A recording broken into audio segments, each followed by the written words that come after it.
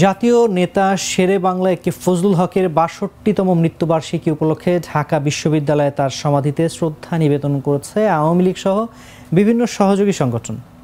শনিবার সকালে প্রথমে প্রধানমন্ত্রী শেখ হাসিনার পক্ষে ও পরে আওয়ামী লীগের তরফে শ্রদ্ধা নিবেদন করা হয়।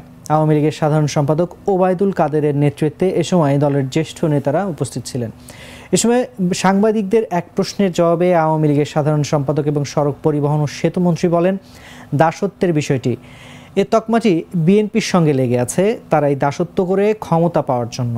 তারা জনগণের সমর্থনকে মূল্য হিসেবে মনে করে না। তারা মনে করে যে বিদেশি প্রভুদের দাসত্ব করলে ক্ষমতা রক্ষা করা যায়, ক্ষমতায় যাওয়া যায়। এখনও তাদের দুর্বিসন্ধি হচ্ছে দাসত্ব করে কিভাবে ক্ষমতায় যাওয়া যায়।